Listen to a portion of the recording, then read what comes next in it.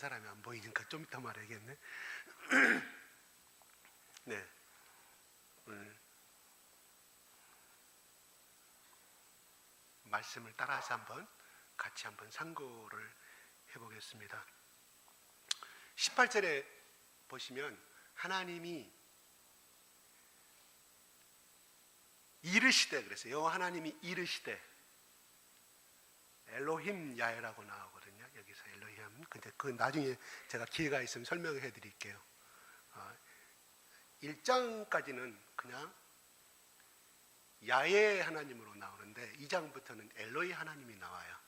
여건에 대해서 나중에 내가 설명을, 오늘 다 설명하다 보면 시간 다 가니까 그건 중요한 거 아니니까. 중요해요. 그건 중요합니다. 그래서 생략을 제가 할게요. 다음에 기회가 있으면 설명을 해드릴게요.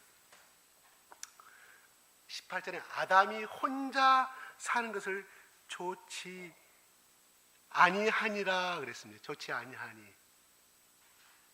그러죠? 여호와 하나님이 이르시되 그래요. 이르시되. 하나님이 여호와 하나님 말씀하시되 이렇게 말합니다. 그러면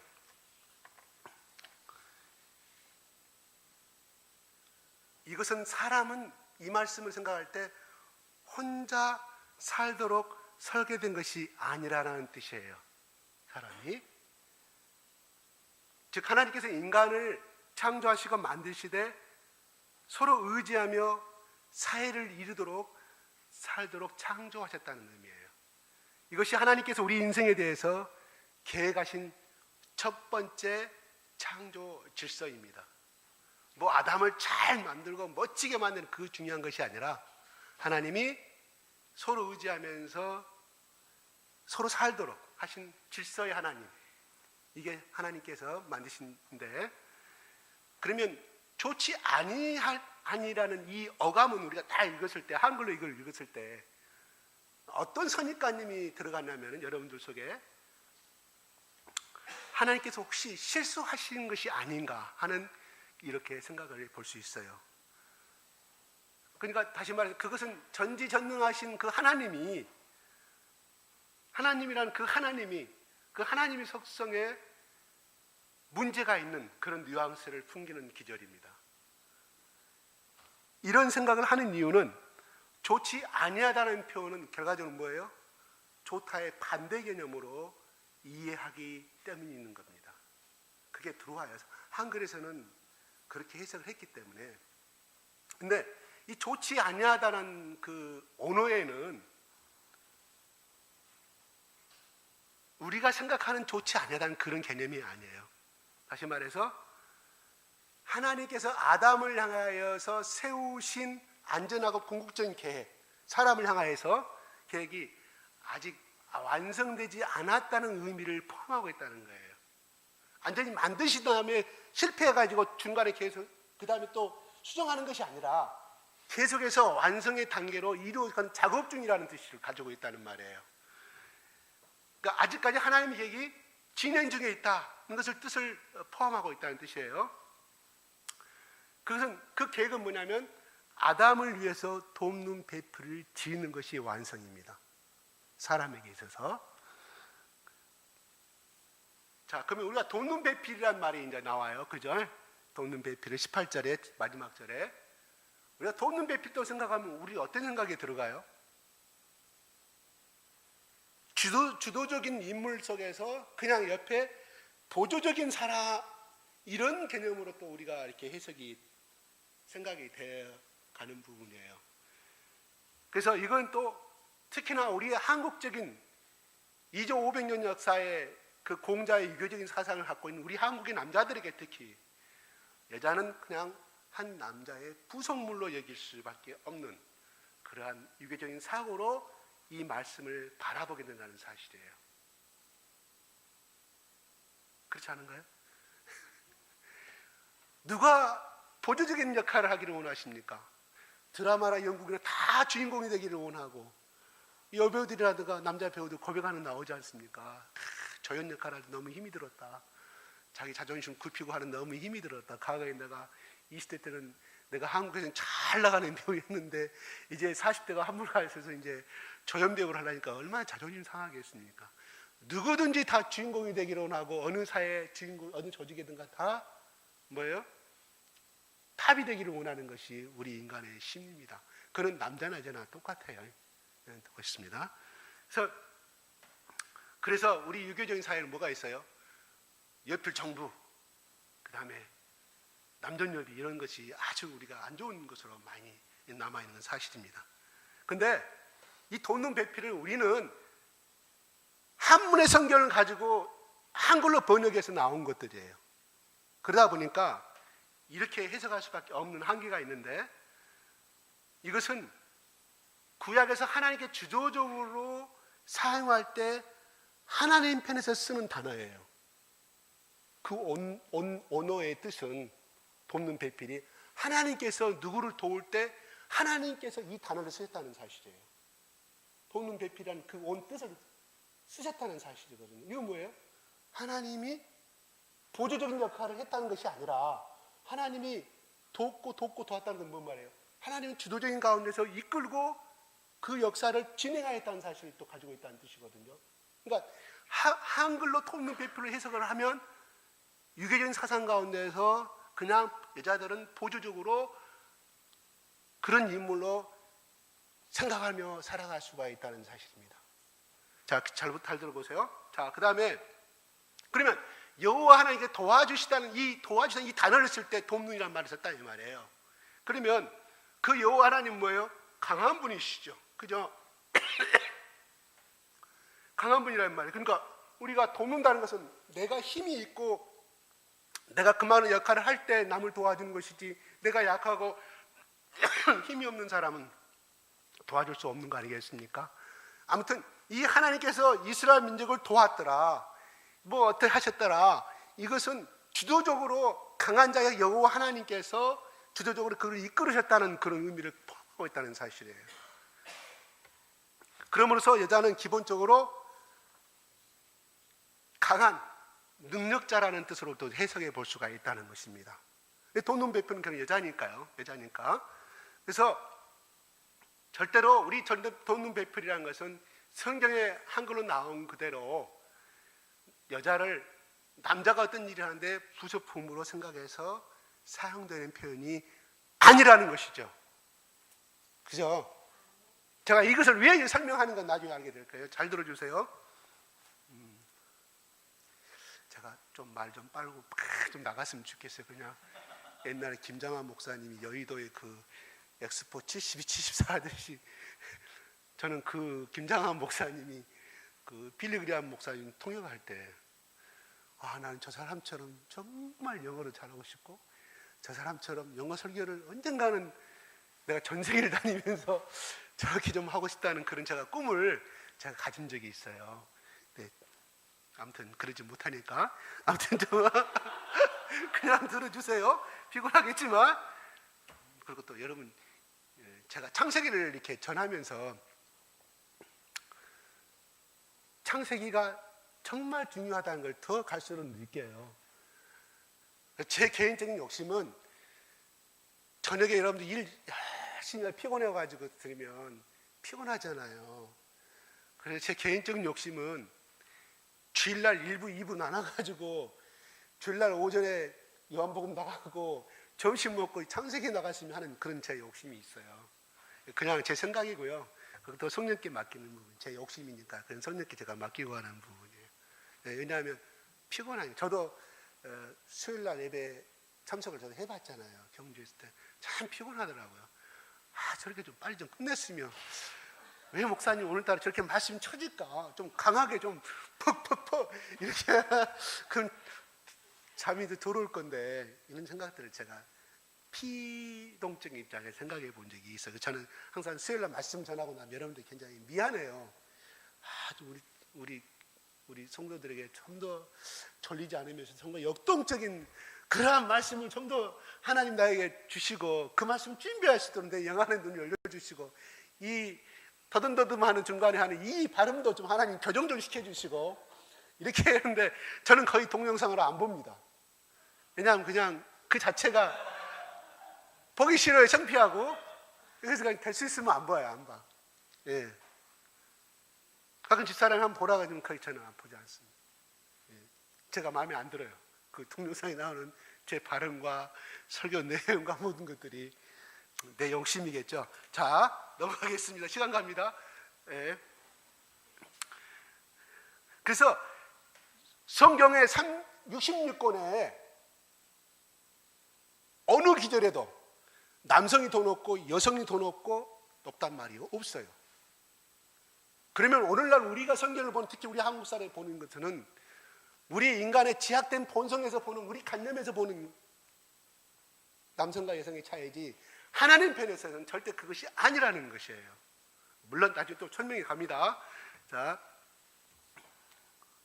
그래서 돈 없는 배필이라는 이 표현이 우리 인간들이 사용될 때는 남자와 여자의 관계가 동등한 것으로 출발을 해야 한다는 것입니다. 뭐든지.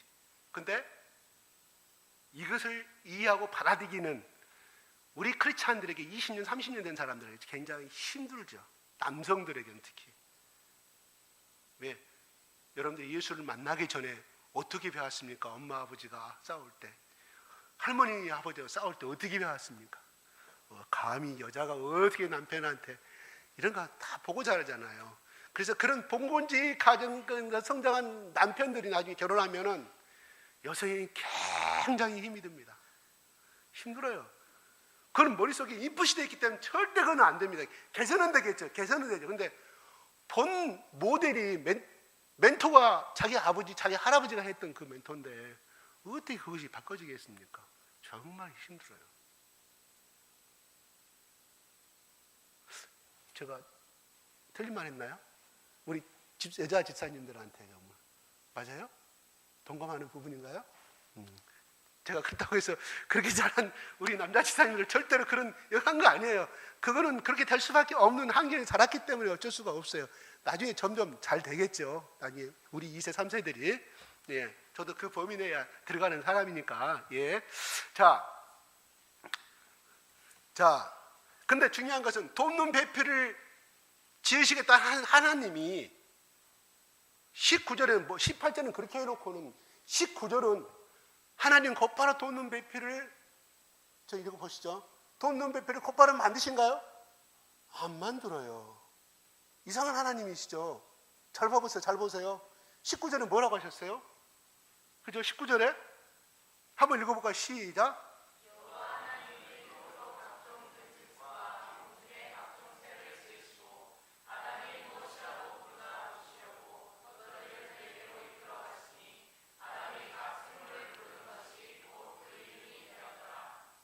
예, 여자를 만드는 대신에 각종 질질승과 새를 만들어가지고 어떻게 해요? 그 다음에 아담에게 끌어옵니다.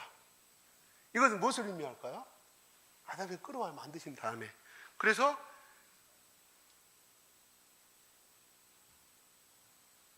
이 말 속에는 뜻은요,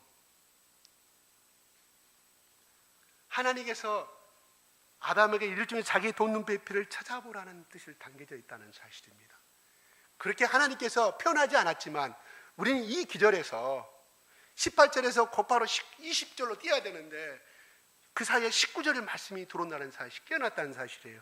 끼어났다는 것이 그것이 아니라 하나님께서 역사하신 대로 모세는 적어놨기 때문에요. 자, 그러면서 이름을 다 지어요. 그죠? 그러면 이름을 지을 때 새와 짐승들 같은 뭐예요? 다 암수한상인데 다 있었을 거 아니에요. 그죠? 다 지으면서 아담이 무엇을 생각하겠어요? 아, 이것들은 다 짝이 있는데 나만 짝이 없네? 스스로 아담에게 그것을 느끼도록 하시는 부분이에요. 왜? 인간에게 하나님의 속성을 가지고 있는, 그 속성을 가지고 있었기 때문에, 그 능력을 가지고 있었기 때문에, 그래서 아담에게 그걸 스스로 판단하도록 해준다는 사실이에요.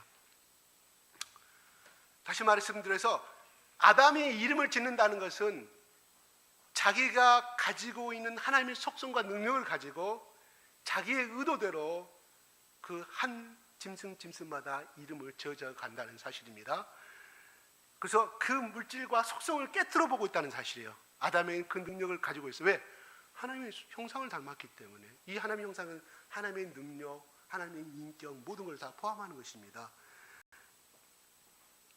그래서 이것은 이 아담은 뭐예요? 타락하기 전에 아담이잖아요. 그렇기 때문에 하나님의 생기를 입은 존재이기 때문에 충분히 한 사람 한 사람, 한 짐승 대상을 분별을 마음을 깨트려 보고 할 수 있는 능력을 가졌다는 것을 의미해 주고 있었습니다. 자, 그래서 방금 말한 대로 아담은 그 상황 가운데서 모든 암수가 짝이 있다는 사실을 알게 될 것이고, 또 그 중에서 여러 많은 이 피조물 중에서 자기와 대화가 되고 짝이 맞는 대상이 없다는, 돕는 배필이 없다는 사실을 느끼게 되었다는 사실이에요. 그래서 그때 하나님께서 아담을 위해서 돕는 배필을 이제 만들기 시작하는 거예요. 자, 그래서 창조하신 다음에 그 여자를 아담이 가까이 하게 하자. 그 다음에 뭐라 했습니까? 유명한 말, 뼈 중에 뼈, 살 중에 살이라고 말을 합니다. 이 단어를 한마디로, 딱 이 문장을 한마디로 해석한다면 이것은 완전한 나다라는 뜻이에요. 이건 완전히 나구나 하는 고백하는 의미가 담겨져 있습니다. 즉 다시 말해서 아담과 이 하와의 안전한 연합, 안전한 일체를 묘사하는 고백이라는 거예요. 그래서 유대인 사람들은 오늘날에도 가족관계에 대해서 하나됨을 강조할 때 이 단어를 쓰고 있다는 사실이에요. 뼈 중에 뼈, 살 중에 살이라는 것이 이제 히브리어로 저는 어떻게 하는지 잘 모르겠죠. 조금밖에 모르니까 이 단어를 쓴다는 거. 아내와 나와 관계 안전한 나다. 그리고 부모가 자식을 향하여서 하는 말이 그렇게 표현하고 있다는 것입니다. 일부러 그러겠죠. 왜냐하면 모세오경이 지금도 그대로 유지되고 있기 때문에 토라가. 자, 여기서 24절의 표현을 한번 읽어 갑자기 넘어가 보겠습니다. 24절 시작.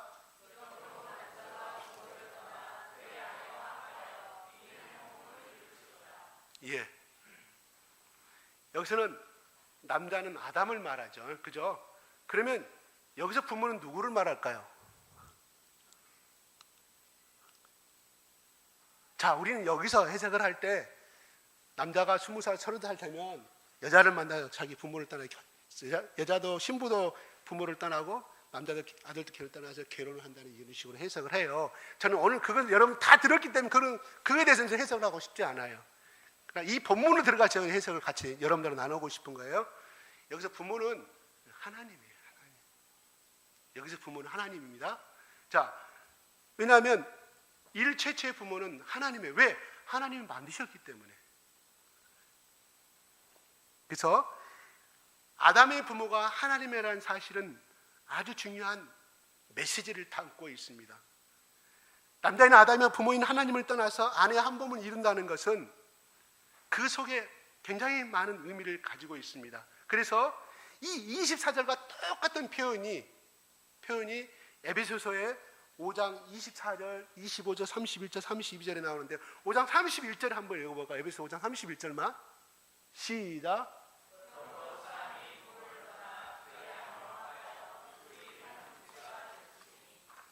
예. 그리고 32절은 들어가 보겠습니다. 32절 시작.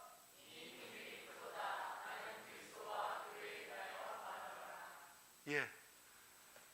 이 비밀이 크다 하면서 사도 바울은 뭐라고 말하면 나는 그리스도와 교회되어 말한다고 말합니다. 부모를 떠나서 연합을 이룬다고 해놓고 한 몸을 이룬다 해놓고는 갑자기 사도 바울이 엉뚱뚱땅 얼렁뚱 갑자기 32절로 와서 이것은 이 비밀이 크다 그러는데 이 비밀이 큰 것은 나는 그리스도와 교회에 대해서 말한다고 기록하고 있습니다. 바울은 다시 말해서 아내와 남편, 즉 가정에 대한 이야기를 하다가 교회에 대한 이야기를 한다고 말한다는 것이에요. 즉 31절의 내용, 즉 31절 내용과 본문 오는 24절의 내용이 그리스도와 교회에 관한 내용이라는 것입니다. 다시 말해서 사도 바울이 에베소서 31절, 32절 쓰는 것은 바로 창세기 2장 24절, 2절, 25절 말씀 가지고 거기에 연관돼서 고백을 하고 있어요. 그러면 그리스도와 교회에 대해서 관한 내용이란 그럼 이건 무슨 뜻인가 하는 생각을 해보겠습니다. 구약은 항상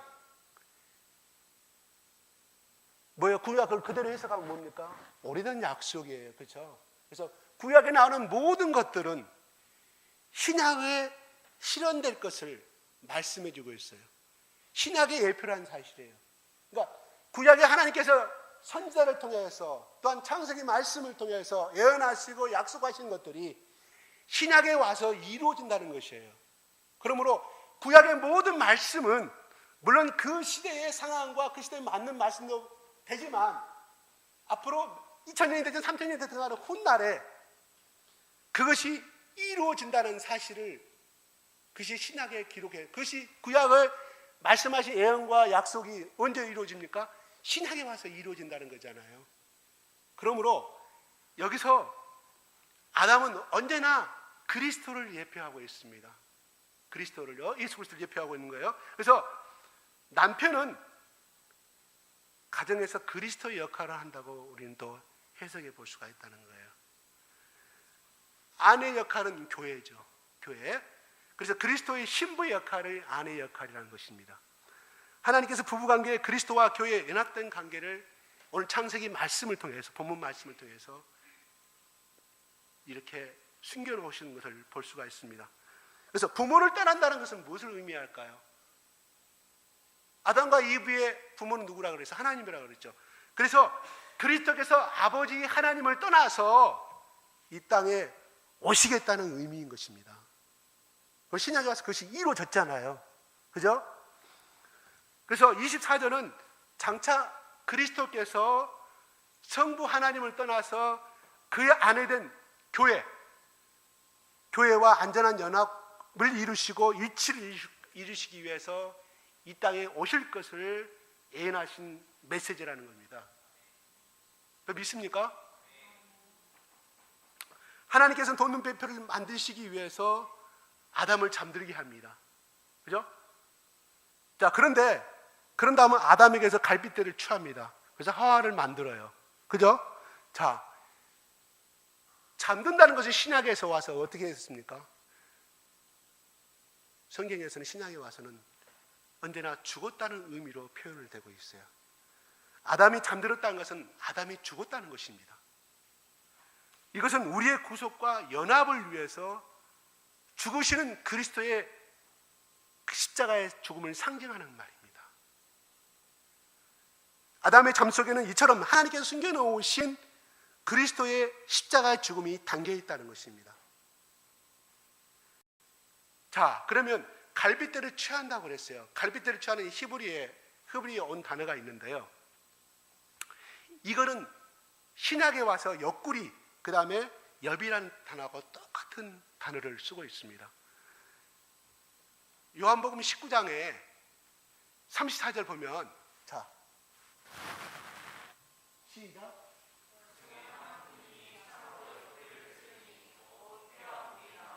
그 다음에 20장 20절 시작.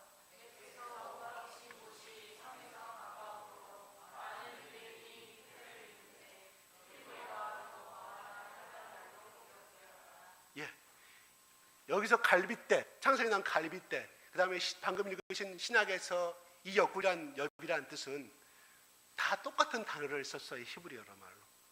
그러면 자, 로마 군인들이 사형을 집행한 로마 군인들이 예수님이 죽음을 확인하기 위해서 그 옆구리를 찔르죠. 이 옆구리는 뭐예요?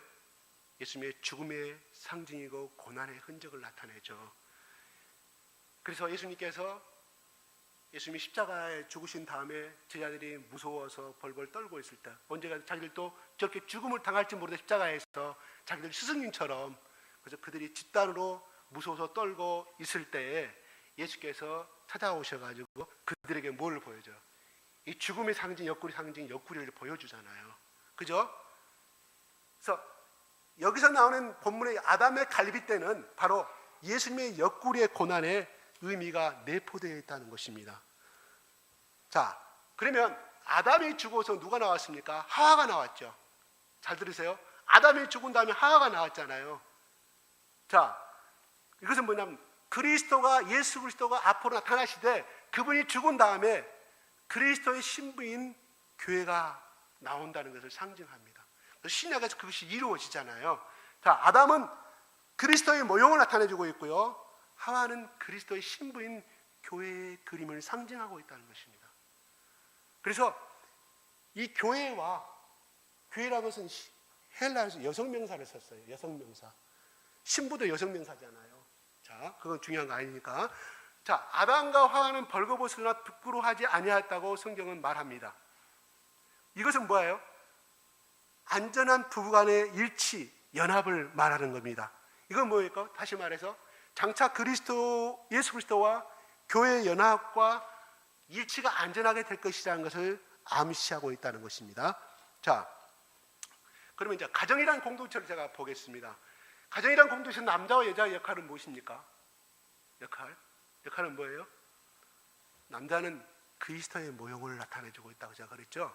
자, 남자는 결과적으로 뭐예요? 집안에서 제사장의 위치를 말합니다. 갑자기 지금 제사장의 위치로 가니까 좀 여러분 놀랄 거예요. 자, 하나님이 에덴 동산을 만드시고 아담에게 청지기 사명을 줬다고 그랬죠.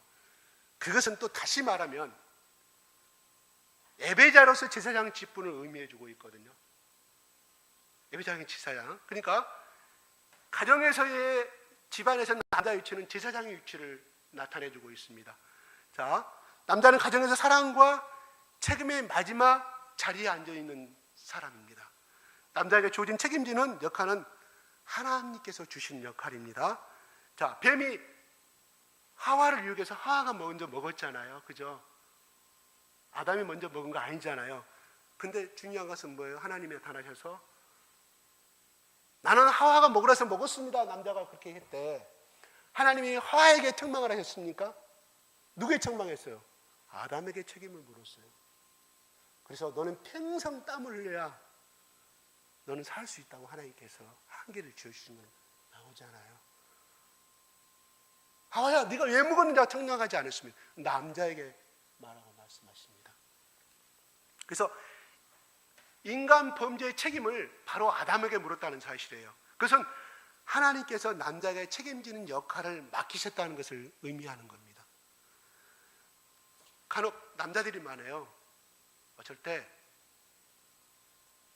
투념으로 드라마나 이렇게 보면 내가 돈 버는 기계인가 와이프나 가족들한테 이렇게 푸념할 때가 있습니다. 그건 당연한 것입니다. 다시 말해서 책임을 지도록 하나님께서 그렇게 만드셨어요. 그러니까 가정의 마지막 책임자는 그 남자라고 하나님께서 한계를 지으셨다는 것을 의미합니다.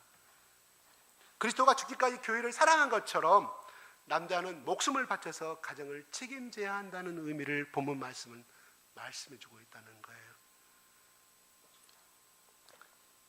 근데 에베소서 5장 22절은 제가 그냥 아내들은 자기 남편에게 순종하라고 나옵니다. 다시 말해서 여자는 남자에게 복종할 책임을 말해주고 있어요. 또 여자는 남자에게 복종해야 할 질서적 책임을 하나님께서 만들어 주셨어요. 그러면 남자와 여자 역할은 하나님께서 계획하시고 한계를 지어주셨다는 사실이거든요. 질서를. 이것은 높고 낮음의 문제가 그런 문제가 아니라 질서적인 질서적인 가정의 문제를 하나님께서 이 한계를 해줬다는 것이에요. 자, 그러면 오늘날 가정의 모든 생계는 누가 책임져야 됩니까? 당연히 남자가 책임져야 됩니다. 이건 하나님 지켜주신 질서예요. 혹시 주위에 있잖아요.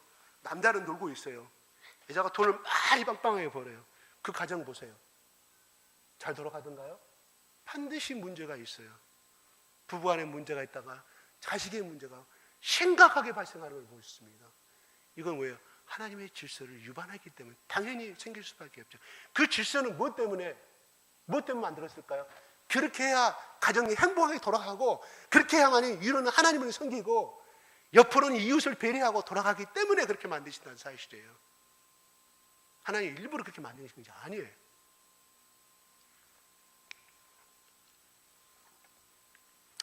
자,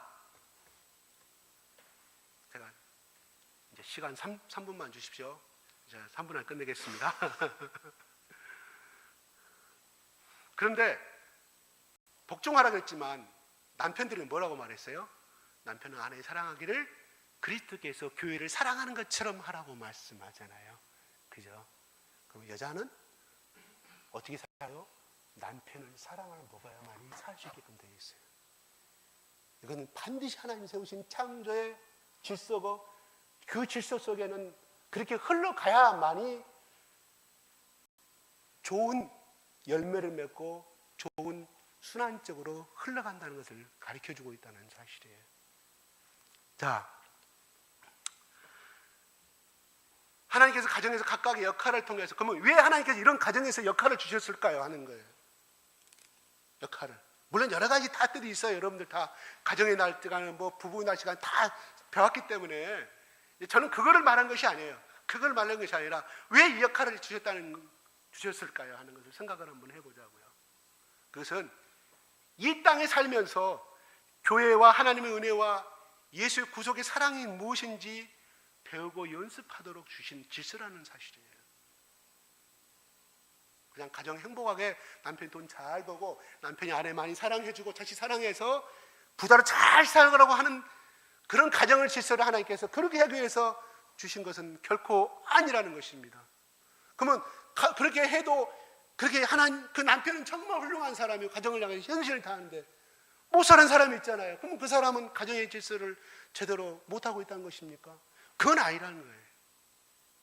하나님이 가난해도 하나님의 뜻이 있는 것이고 부자에도 하나님의 뜻이 있다는 사실이에요. 그 사람은 그 사람대로 하나님 뜻 쓰셔요.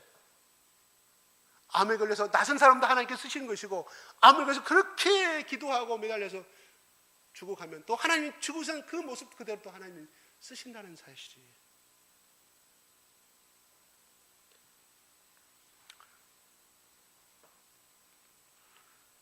자, 부부가 우리 인간을 사랑하면, 우리 여러분들 코칭 시간 다 배웠죠? 어때요? 화학적인 남자와 여자가 만나 사랑하면 3개월의 화학적 분비가 나온다 그러죠. 사랑을, 그 여자만을 좋아하고 그 남자만을 좋아하게끔 3개월의 기능을 그 이름을 잊어버렸습니다. 3개월 지나면 식어져 갑니다. 길어봐야 3년이에요. 그죠? 그죠? 맞습니까? 제가 이렇게 하면 저도 할 말이 없어가지고 다 그렇게 갑니다. 근데 신혼 초기와 같은 사랑으로 평생을 살아가는 사람은 극히 드물 거예요. 물론 가끔 드라마에서나 무슨 아침마당에서 보면 지금까지 90세가 될 때까지 우리는 부부싸움 한 번도 한 적이 없다고 말하는 것인데, 정말 그 부부는 존경스러워요. 어떻게 사는지 모르겠는데, 예. 그래서 속 썩이는 남편, 어떤 가정은 속 썩이는 아내, 속 썩이는 자식들 때문에 평생 우리는 죽을 때까지 우리는 문제를 안고 살아갑니다. 그렇지만 그런 가운데서 사랑을 베풀고 끌어안고 배려하는 가운데서 우리는 뭐예요? 예수의 사랑을 배우게 되고, 그걸 통해서 예수 하나님의 형상을 닮아가고 회복되어 가는 것이에요. 그러니까 결과적으로 뭐예요?